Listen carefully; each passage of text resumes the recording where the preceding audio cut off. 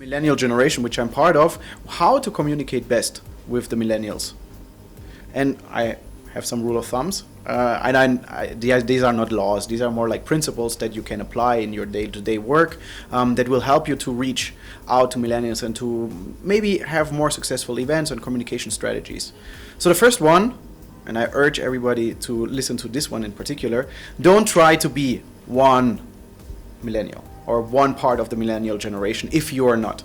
Because what generations or young people are very good at to spot when people are faking to be part of something. Like nobody wants to be kind of the cool dad who tries to pretend to be part of and understanding all the jokes but doesn't really. There's a lot of it like the iceberg. I could tell you like some things about the vocabulary that we use or vocabulary that are in youth culture, but it doesn't make you a youngster or not a part of the generation. There's a lot of norms hidden beyond it, and to really go into youth culture you will most probably have to be there. So the age difference doesn't need to be bridged. Rather, there are some principles that you have to apply to your communication and to your events that can help you much more rather than pretending that you are actually knowing about all this tacit knowledge that you cannot articulate. So here are a couple of the rule of thumbs that I have. The first one is, and I think most important, you have to create meaning. So when I said earlier about the millennial generation, that they are focused on values, they want to have impact in their life, and they are ridiculed for it. Often it's called like, oh, they want to feel the impact and always search for meaning, but there's some truth to it. People want to see the manifestation of their ideas in the world, and this is what we should aim at. Every event, every communication strategy, every interaction should explicitly repeat, why are we doing this? There's a famous blog called Wait But Why. This is the important question you have to ask. What is the sense of belonging that you want to create? What is the meaning for people?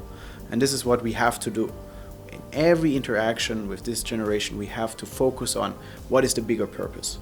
For my organization, which is the International Federation of Liberal Youth, or short IFLRI, we have one motto. It's globalizing freedom. And we repeat it very liberally, like all the time, because this creates meaning.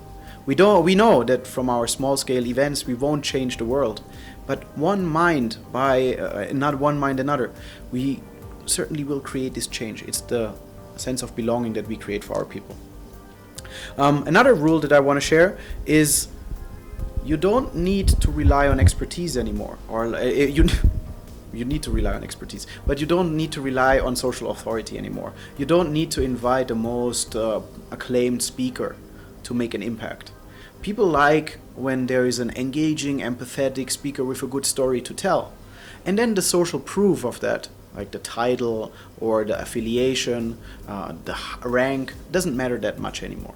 In the past, we set politicians out there to tell us what they think, and we were listening. But now it's not about the title or the social role. It's much more about actually the content of the story. And it allows us a wide range of opportunities now that young people can actually be in charge. If they have a good thing to tell, and then people will be listening. Because what we compete with is the very democratic space of, let's say, Twitter or Facebook, where we can engage with high-ranked politicians or professors by tweeting at them or asking them questions, dropping them an email. So we don't benefit anymore from this confined space where we were the ones that invited these great people. Another one very linked to this is, if you bring people together, young people, don't lecture them. Politics is ultimately, of course, about facts too, but it's ultimately about values and about the experiences, the political realities, the challenges, the concerns that people have. So we want to bring them out. And that's where good facilitation comes in, where you let people share and give space to them to share their experiences. I don't say that there has not to be any conceptual framework. It has to be there. But this is the framing of the discussion that takes place and not the main pillar. It kind of confines the space of where then people can interact. And so that's how I see it. Don't lecture people. That's not what they need. They don't need a hierarchical figure lecturing them. But they want to share their experience and contextualize it high rank. Like they want to have the conceptual analysis, but of their very own experiences.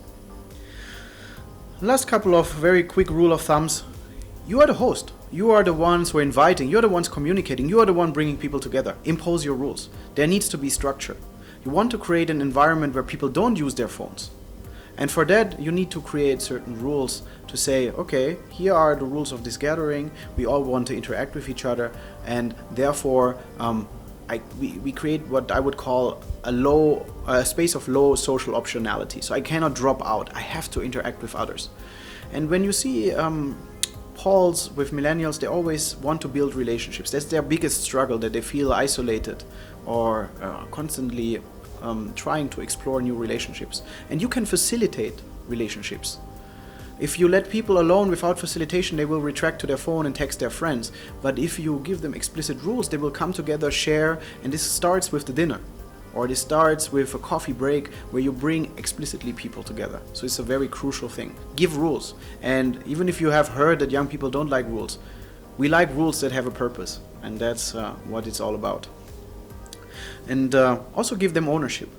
So if there's a space, if you bring people together, you don't want to guide them fully through, even if there are rules, but enable them to take ownership, to take projects, because impact is not something that you tell them. Impact comes when you are able to create and let go. And as a last remark, to give them the space to create, you have to push them out of their comfort zone. Many of us are very cynical about any kind of activities, and so you want to kick us out of this cynicism about politics, this cynicism about democracy, and let us kind of co-create and have this impact that we are striving for. So ultimately, give ownership and let people space to play around with ideas. And all of our communication and interaction with young people, especially with the millennial generation, should be tailored around this. The big purpose is by enabling people to collectively think, dream, and aspire this new society that we want to dream and create.